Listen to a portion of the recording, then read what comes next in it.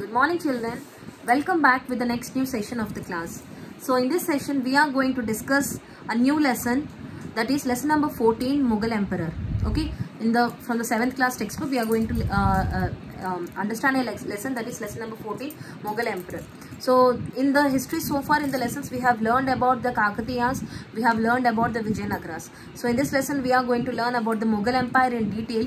But before this lesson of Mughal Empire has an interrelated connection with the previous lesson system. Okay, like the Kakatiyas have the Nayankara system, the Vijayanagara have the Amarnayaka system. In the same way, in this lesson also, we are going to find some of the system that is interrelated to that. Okay, like somewhat related to the lesson. So in the lesson of Kakatiyas and Vijayanagaras, we have seen that there was some Muslim already there were some sultans have already entered into the Indian subcontinent. Okay, and that too during the Kakatiyas, the last ruler, that is Prataparudra, was killed by the person Muhammad Ghori.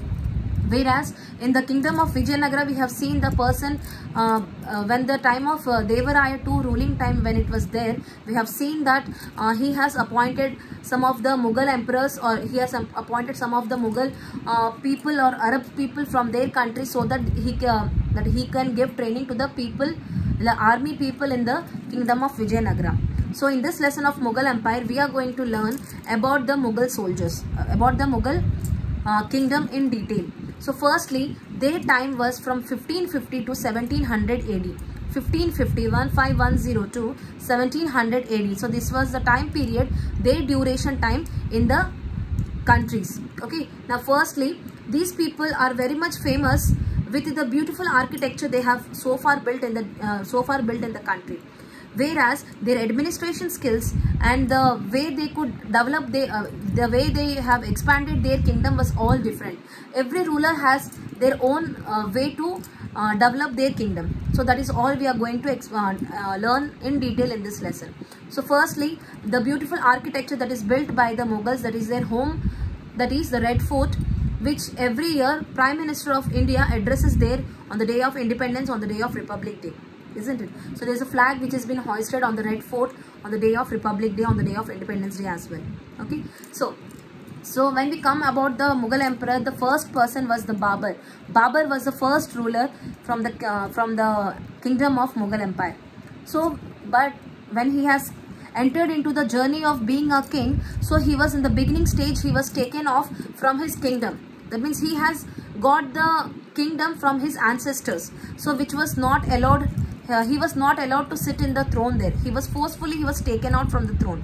But later on, he himself tried to get back his throne by defeating the person known as Ibrahim Lodi.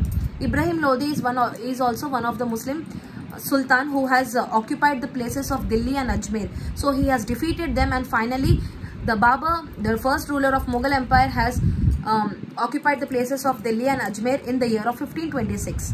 So from there his ruling was only till 1530. That means a 4 years of journey he had a small 4 years of journey in the ruling of the country.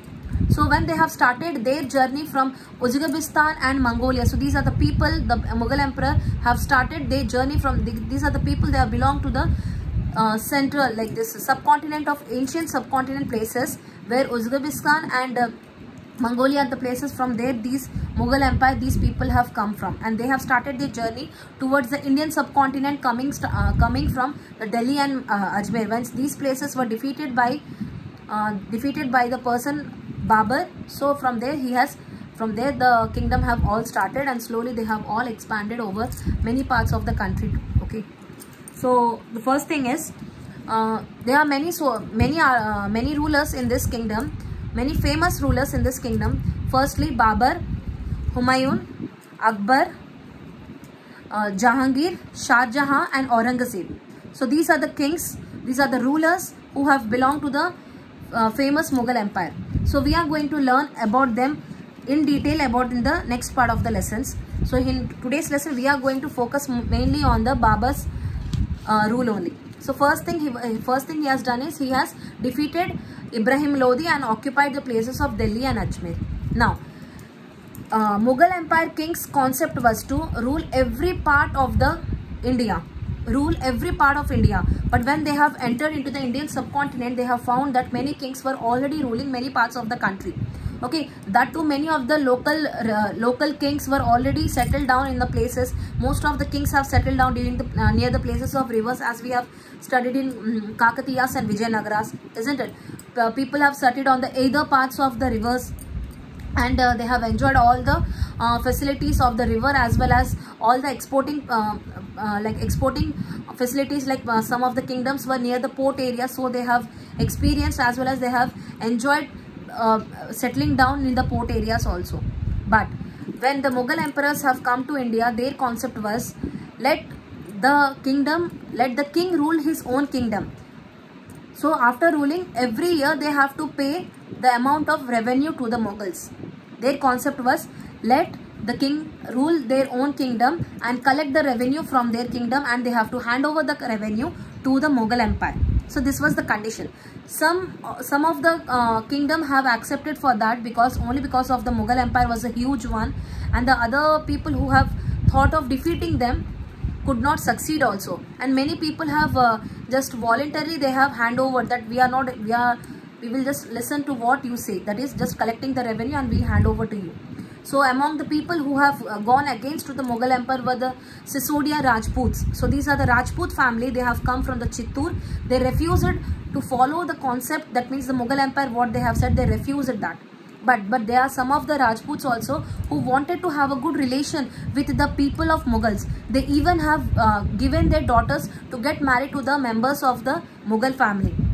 So one among them, the mother of Shah Jahan, was the daughter of the kingdom, that is from the place of Amber. Now presently it is known as Jaipur. She is the princess of there, and she was married. She is a mother of Shah Jahan. So other woman, that is other daughter of a kingdom, that is from the city of Jodhpur. From there the daughter was married, the family of Rajput, that means Jodhpur Rajput daughter was married to the person in the Mughal Empire, and she is a mother of Jahangir. So slowly the family as well as the relatives, these Mughal emperor, had a good relation with the Rajputs there. Now we have all spoken about the relationship with the people. These people also had a relations with the neighboring countries also, along when they were dealing with the Indian, the neighboring countries we have. That means the places of Kabul, the places of most of the places of Pakistan were also being ruled by them. Okay. Now as we have spoken about the Nayankara system and Amarnayaka system, in this lesson also we are going to have a similar kind of a system of collecting revenues from the people.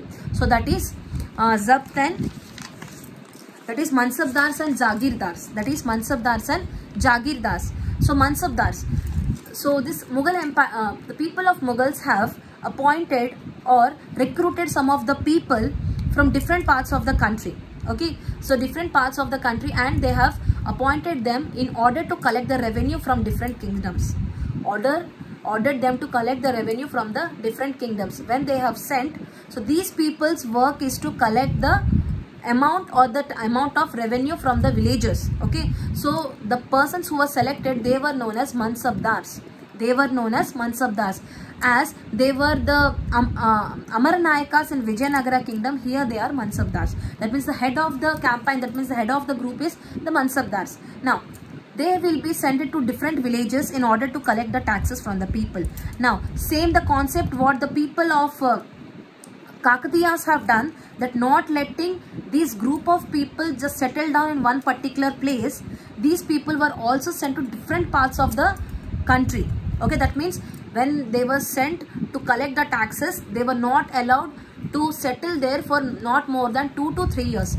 They have to settle down in 2 to 3 years, and after collecting the tax, they have to hand over that to the Mughal emperor, and they have to again shift back to the next new kingdom. Okay, so this was all same concept was followed by the Kakatiyas also, which was the only drawback what Vijayanagaras did not succeed. Okay, because Vijayanagara have given a lot of importance to its chiefs. So what chiefs have done is they were ready to occupy the places of kings also. So here the people of Mughals, they are very much intelligent during when it comes to the administration. They did not let their Mansabdars to have more importance or more independence. So what they were ordered was they have to just collect the revenue from different villages. That too, they have to settle for 2 to 3 years, not more than that.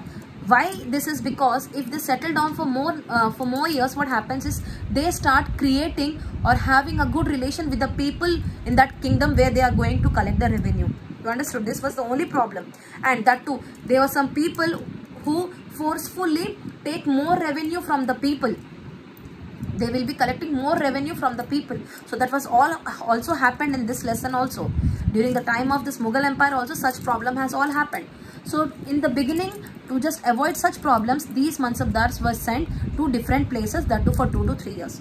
Now, when they were sent to go to the different places, firstly, they have to go in a group. As all in the previous lesson of Kakatiyas and Vijayanagaras, we have learned that they have to go in a group.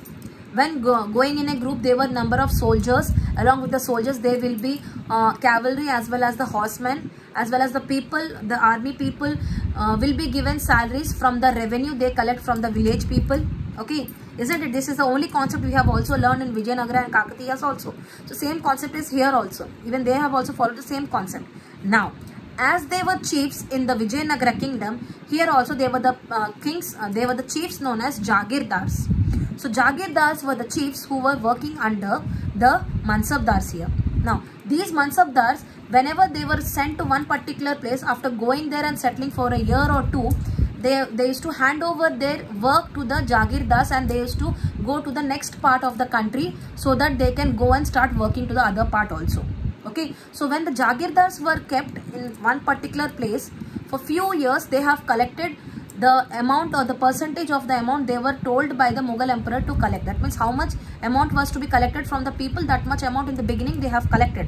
They have to hand over the amount to the Mansabdars, and finally from the Mansabdars, these amount will be given to the or hand over to the Mughal emperors. So this was the concept. But during the time of this Babur, during the time of this Humayun, what happened is this thing was not going in a systematic way, whereas Babur has only just seen a kingdom ruling for only 4 years, whereas when it's the time of this Akbar and all, the system was not going properly. Some of the Jagirdars were earning so much that their income was nearly equal to the Mansabdars. See, we have learned in Vijayanagara lesson that the Amar Nayakas had a lot of salary. That means people who had a lot of skills, their salaries were some millions of gold coins, isn't it? Here also Mansabdars' salaries were also more. But when we have seen the Jagirdars were left separately, when this Mansabdars have left them in one particular place, and when they have moved to other place, these people have started collecting more and more revenue, and finally when their salary was seen, it was equal or more than that of Mansabdar.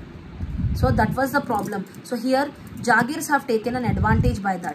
So Mansabdars were then kept in control and told them, please wait in a place for a year or 2 or 3, and you have to after completing your task, then you have to go for the other place. If you move, this is what the problem is going to happen. So during that time, and this concept was clearly explained by the Aurangzeb. During his time, it was clearly seen that most of the Mansabdars have they were forced to wait in one particular place, and finally by this most of the Jagirdars have left from their duty because they wanted to earn more and more.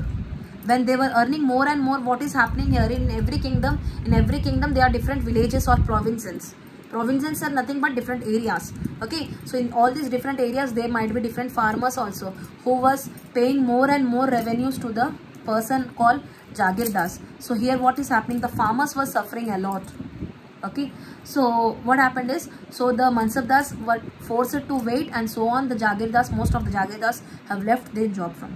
Okay, so this was all the lesson today. We have learned is about the lesson Mughal Empire. We have learned about their initially the main ruler, that is Babur, who has started his journey from Delhi and Ajmer, defeating the person Ibrahim Lodi. We have spoken about the relation that they had with the people of India. That means most of the Rajputs, that is they have good relation with the people of Rajputs, that is different Chittur Rajput were the people, that means Sisodia Rajputs from the Chittur have refused to accept their proposal, whereas the other Rajputs have voluntarily they have accepted their proposal, and finally they have collected the revenues and they have given the kingdom to them, like given the revenues collecting from their kingdom. We have also spoken about the concept of mansabdars and jagirdars. In the next upcoming lesson, we are going to learn a new topic about the zabt system. What is zabt? Z-A-B-T, zabt, what it is, we are going to learn in the next part of the lesson. I hope you have all understood this part of the lesson very well. We'll meet up in the next upcoming class. For any more doubts and queries, please ask us immediately. We'll meet up in the next upcoming class. Till then, bye children. Thank you. Have a nice day.